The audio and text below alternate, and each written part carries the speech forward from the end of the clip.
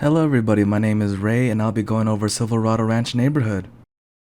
The neighborhood has two healthy food retailers. They are Walmart Neighborhood and Island Pacific. There are no farmers market within the neighborhood, but there is one that's relatively nearby. There are 5 convenience stores, 11 fast food outlets, and 8 restaurants.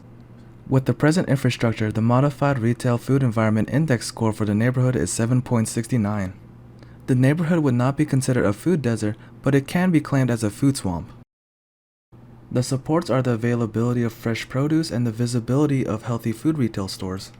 A lot of the fast food outlets and restaurants are hidden from the main roads, and you wouldn't notice they existed unless you explored the plaza.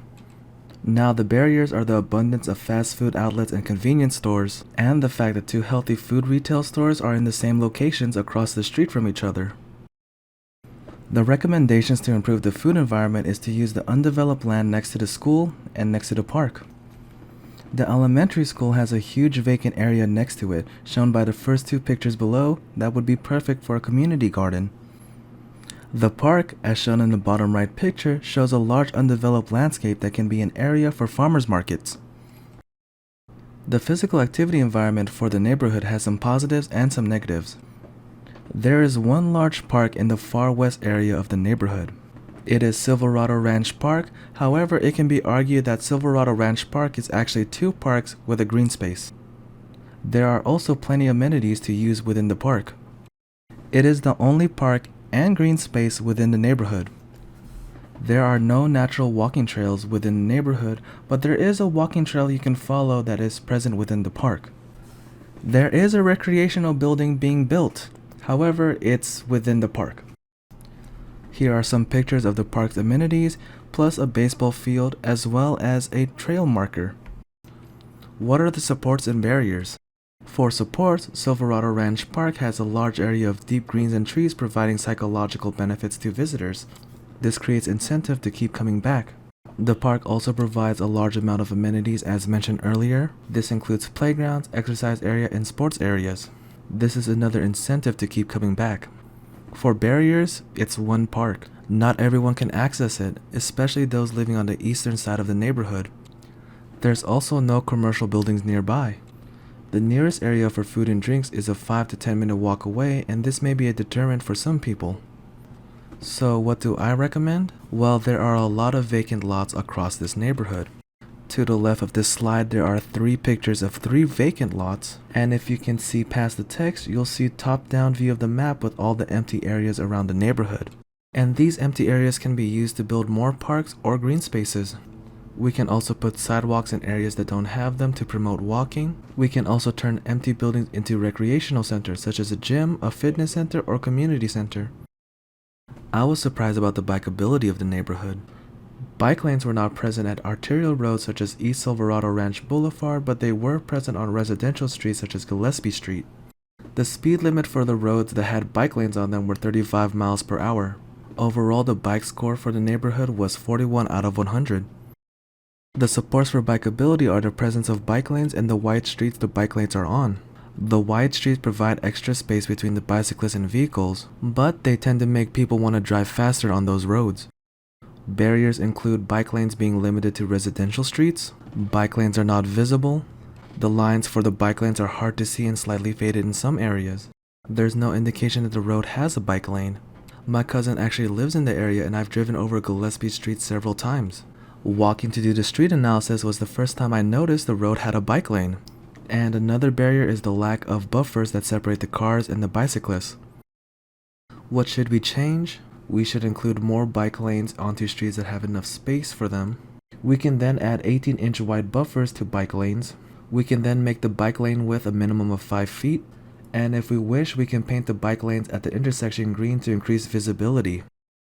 For the transit in the neighborhood, there were only bus stops along East Silverado Ranch Boulevard. Bus stops mostly consisted of signs, but there were bus benches and bus shelters. The overall transit score for the neighborhood was 30 out of 100. The walkability of the neighborhood was the best characteristic in my opinion. The infrastructure included plenty of sidewalks, but there were areas where the sidewalks were missing. Most intersections had marked crosswalks and ramps at pre-crossing, and the arterial roads had pedestrian walk signals. The area also had plenty of street lights, but there were no buffers separating the pedestrians and the vehicles. Overall, the neighborhood walk score was 64 out of 100. Now, there were a lot of supports and barriers for transit. Bus stops were present on both sides of East Silverado Ranch Boulevard, which meant nobody had to cross the street. It is an easy and efficient way to access healthy food retailers within the neighborhood. It informs people when the next bus will be available to pick them up. And bus benches allowed people to sit, and bus shelters allowed people to wait in the shade. However, due to bus stops being only available on one road, residents had to walk a large distance to access them. The distance increased if the person was living in a residential area with only one exit point. Some of the bus stops were also not visible. You wouldn't notice the bus stop signs were there unless you were walking in the neighborhood, and some bus stops had poor lighting.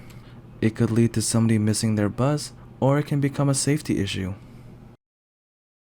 Walkability also had several supports and barriers. Sidewalks were present in most of the neighborhood. Street lights increased pedestrian visibility at night. Most intersections were marked, including intersections within residential areas. Plenty of pedestrian crossing signs and speed limit signs of 15 to 25 miles per hour. Ramps were located at most intersections, making the neighborhood mobility device friendly. However, the markings for the intersections were fading away, making them less visible. There is a lack of greenery and no shade for most of the roads. The lack of shade is important, especially here in Las Vegas during summer. There are no buffers keeping pedestrians safe from vehicles. And though I said the walkability of the neighborhood is the best characteristics, I did not feel safe crossing the street. I tried to cross East Silverado Ranch Boulevard using the marked crosswalk that is used by the elementary school kids. The background for the slide is a picture of the area and the crosswalk. Before I crossed the street, I made sure I gave the cars plenty of time to brake, and when I started crossing, instead of yielding for me, one car started honking. I had to walk backwards back to the sidewalk because I felt the car wouldn't stop. To improve the neighborhood's transit, I would improve lighting on the bus stop and implement bus stops on other roads such as Bermuda Road. I would also change some bus shelters so they wouldn't directly be within the path of travel. I recommend any newly constructed bus stop should have additional space to be able to apply bus bulbs. That is the picture underneath. My recommendation to improve walkability is to design a sidewalk that includes zoning. We can transform extra road space or convert a lane to create sidewalks with frontage zone, pedestrian through zone, and enhancement/buffer zone. Currently, I believe the sidewalks in my neighborhood are 5 feet. We can change them to be 8 feet with a 2 feet buffer. Lighting can be lowered to just be above pedestrians to increase visibility. Benches and seating can be added to frontage zones. And we can add trees and awnings to provide shade for the pedestrians. This has been my evaluation on Silverado Ranch Neighborhood. Thank you for listening.